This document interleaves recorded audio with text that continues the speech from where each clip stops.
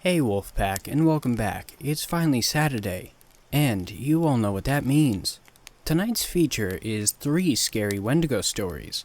With that said, whether you're sitting around a campfire, on the night shift, or even laying in bed, let my voice soothe your nightmares.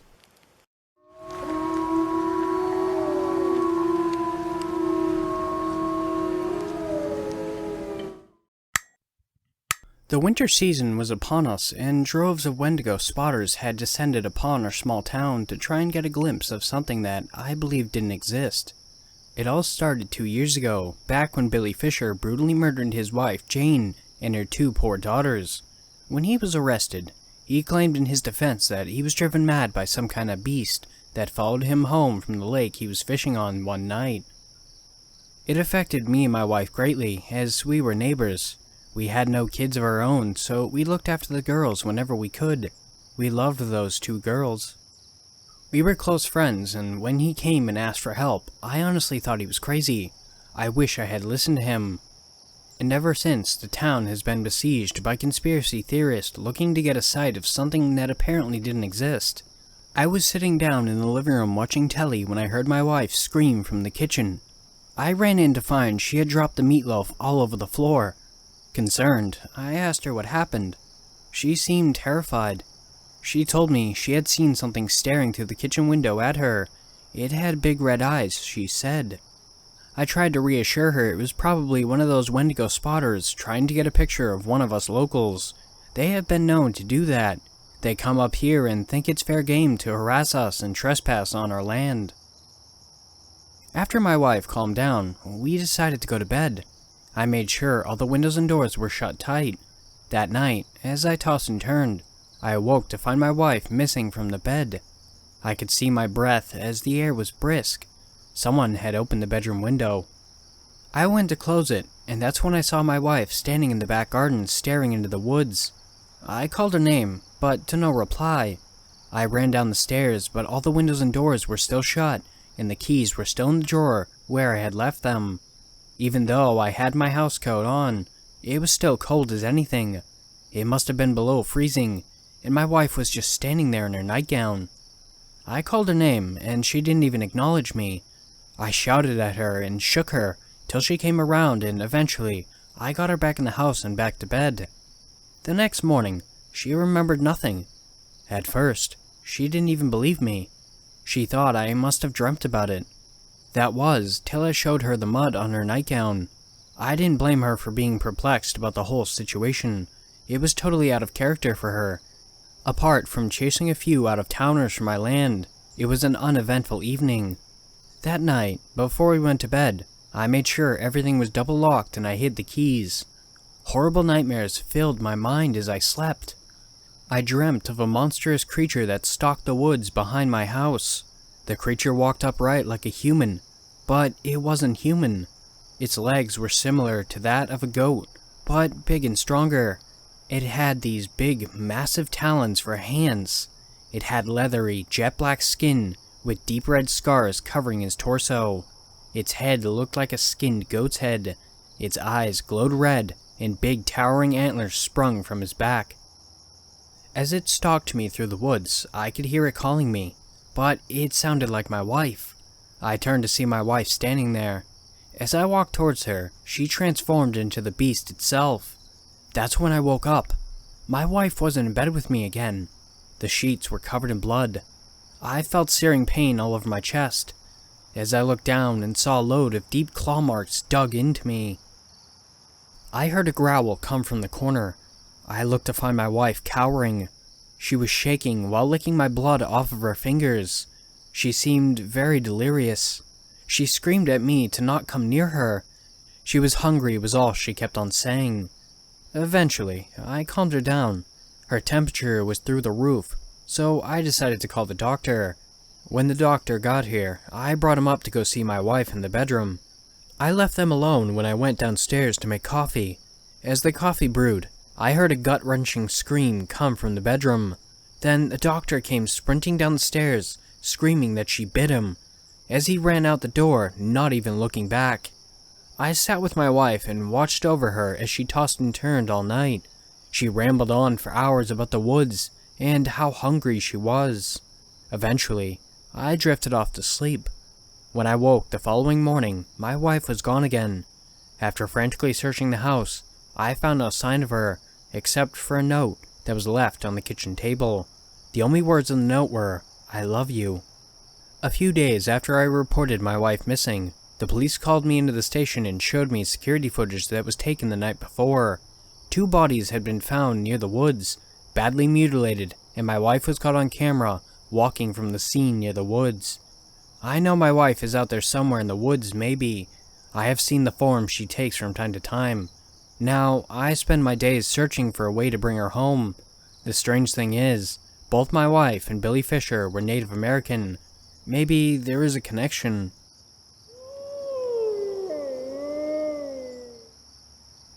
At 10 feet tall, it towered above me.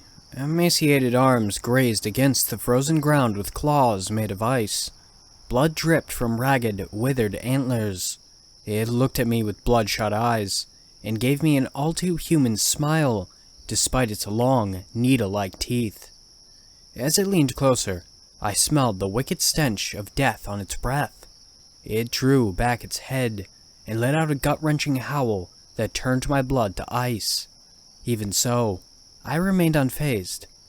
Hypothermia had dulled my senses as the temperatures began to drop. I had come here to die, and one way or another, it was gonna happen. I was in too deep, and there wasn't much else to lose anymore. The thing happened to sense my acceptance of the inevitable and sat next to me. Surprised, I met its glance. "Aren't you going to kill me?" It looked down upon me, and something in its expression changed. For a split second, it looked wise, almost human. The sky grayed as it began to speak. "No." Its voice was low and raspy. "Your suffering now feeds me more than if you were dead." I stared off into the darkness. The thing next to me took out a glass jar. It was roughly the size of my head, but was dwarfed in the being's hands. As it opened it, its claws scraped against the glass like nails on a chalkboard. It looked down at me again. "Your anger warms you now, but all fires burn out. You won't have much longer." It wasn't wrong. There was no way I should be alive right now. With a swift motion, it struck my face with its claw and sliced open my cheek. But no blood came. Instead, a milky, iridescent fluid leaked out of the wound. It billowed and swirled around my head. Memories.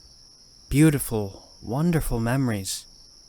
I saw my sister, tall and lanky with wavy blonde hair, spinning in her favorite skirt.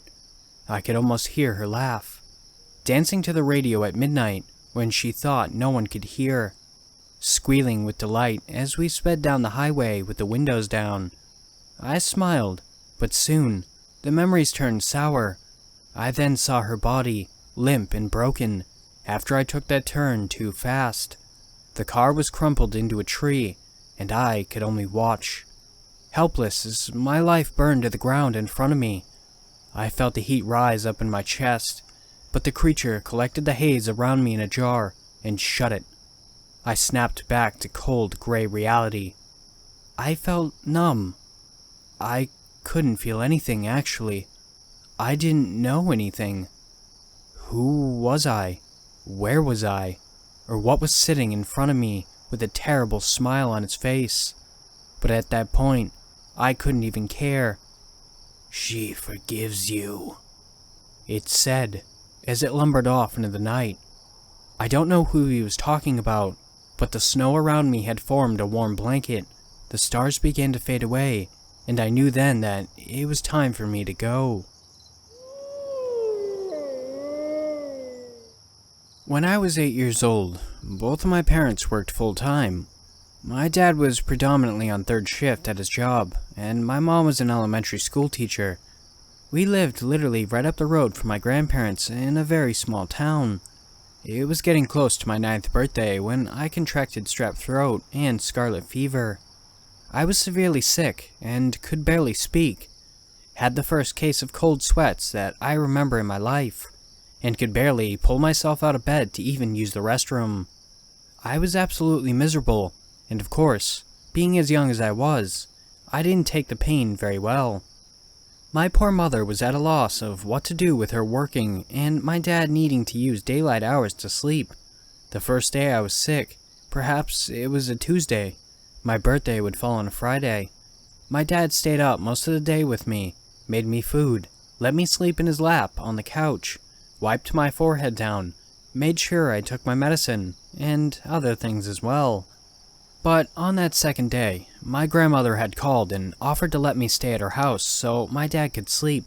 He said yes and woke me up around 7 that morning to drive me up to her home.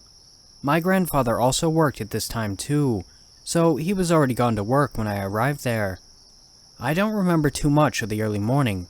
Probably just slept in my grandmother's bed, tossing and turning when I'd wake up feeling extra bad. She encouraged me to swallow my awful tasting medicine, a little more gently than my dad did at least. She did fix me some tomato soup to try and eat, and it was the first time since I'd gotten sick that I had an appetite again. I should mention, my grandmother had this cute Yorkshire Terrier named Samson. He was very docile, not like the usual annoying barking all the time terriers. Samson came into the room and curled up next to me as I dozed off. I do know when I woke up at some point. It had to be the early afternoon and or lunchtime, because I could hear the TV faintly from the living room on some game show. My grandmother had a ritual of eating her lunch while watching a game show. I think it was The Price is Right. "Samson!" My grandmother called again. "Samson!" The dog still didn't run out of the room to her. I was confused, as he was obedient to my grandmother. He was almost frozen, staring at the cracked open door but making no attempt to go to her. She called Samson maybe 3 or 4 more times. Then I got annoyed. I remembered flinging the covers off of me. Of course, my clothes are sticky with sweat, and I just generally feel uncomfortable and groggy. I stumble out of the room wiping my eyes, asking, "Grandma, do you need Samson? He's in your room with me." I'm in the living room, and I have to do a double take. The TV is still on and blaring. There's a bowl of soup sitting on the coffee table, and an opened Pepsi next to it, but my grandmother isn't anywhere in the room. Maybe she's in the bathroom? I crossed the room and went past the kitchen, empty too. I got to the bathroom door, which was shut, and knocked. Nothing. I then opened it. No one was in there. The house was empty. It's not a huge house either. I've covered all the rooms. So yes, my first reaction was to get scared. I could clearly hear my grandmother calling for the dog, but she's not anywhere inside. I can feel my hands and feet get all tingly. I start shouting for my grandma, but my voice is just echoing through the small, cramped home. Samson had gotten up at this point and was sitting near the couch, looking completely undisturbed. I fumbled for the remote and turned the TV off, and yelled, more like a wheeze, to the top of my lungs, which you can imagine how painful this was with the scratchy, infected throat. "Grandma!" The worst part happened next. I heard her shouting my name back, clear as ever, like she was standing only feet away. I started crying now, scared out of my mind. I feel like maybe it has to be a ghost.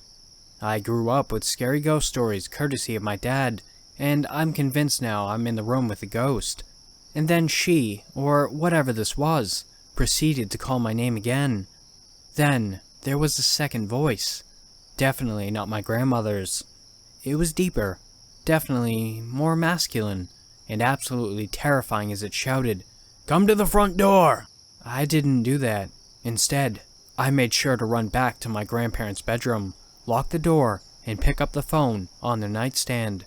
I called my own home phone and my dad's sleepy voice answered. Though a barely comprehensible voice, I managed to croak something like, "Dad, there's someone in the house and I can't find Grandma. She's gone." My dad, of course, said he jumped out of bed, grabbed his Swiss Army knife he kept in the drawer next to the bed, and ran down the road to the house in his PJs and bare feet. He ran up to the front door, jiggled the handle. It was locked. So he made his way around, and since he knew the garage code, just punched it in and got inside. A quick sweep of the 3 rooms of the home showed that nobody was in there. It's not like there was really anywhere to hide. I ran out of the room once I was sure he was there, and began bawling in his arms. He kept reassuring me that there was no one here, and then asked if I did know where Grandma possibly was. I said I hadn't, and explained I'd woken up to her calling for Samson, but she hadn't been anywhere there. This was back when cell phones were definitely around, but there were no iPhones, and my grandparents certainly wouldn't have been buying them anyways. My dad had one, but not on him at the time. I could tell he was trying to keep calm, so he just said we would need to go back to our house. I was sure he was probably going to call the police at that point, just because my grandma still hadn't popped up, and her car had been in the garage when he got in. If she'd left, she'd gone on foot. We hadn't even made 2 steps out of the driveway when from my grandma's neighbor's house, my grandma was strolling out, chatting to her neighbor. She saw my dad and then me, crying my eyes out, and immediately ran over to see what was wrong. She was super apologetic. She said she'd stepped out right when she heated up her soup to go see her neighbor, who'd called out looking at something my grandma was going to buy.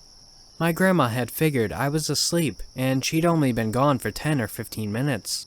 At first, people may have assumed I was feverish, therefore delusional, but I still stand by what happened. I know for a fact I was definitely alone in the house, save for Samson, but the voices I heard were real. For a while, I was hesitant to go back to my grandma's house, because this happened in the middle of the day.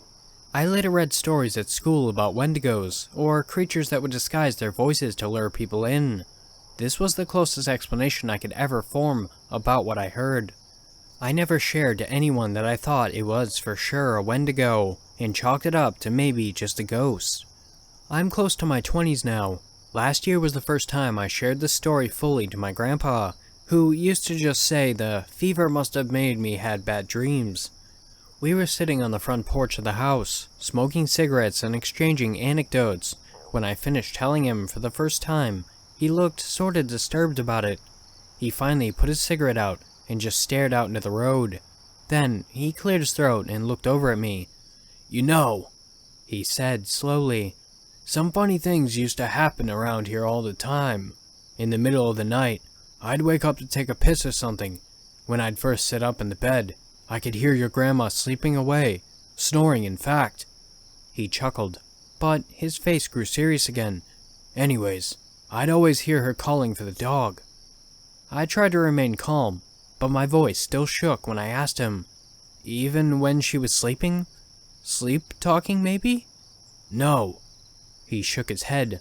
"I heard her calling from outside, maybe the living room. I don't know, honey. She'd call for the dog. She'd call my name, all while she was sleeping next to me, sleeping like a baby." "Have you ever told anyone?" "No, I don't want to scare her. She's real scared of ideas like ghosts and stuff. That's why when you were younger and that thing happened, I told her just to remember you'd been sick, fever and all, probably having nightmares." He looked gravely at me. "Don't repeat this to her, please, honey. She's really not the type to be scaring." "Of course." I wanted to cry. I had this itchy, creepy feeling suddenly about being at that house. "Grandpa, do you still hear it sometimes?" "Oh, yes." He was now reaching into his breast pocket to get out another cigarette. "Every night. But you just gotta remember not to do what it says. Even the dog figured it out. If it says to come to the door, you stay away from the door. If it says, I don't know, come here, you just stay still in that room until it quits calling." With that, he asked to borrow my lighter again.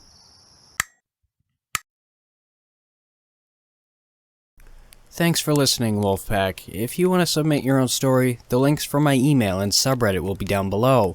I've also created a Discord, so if you want to join that, the link will be in the description down below as well. Don't forget to like, share, and subscribe. And with that said, have beautiful nightmares, and I will see you next time.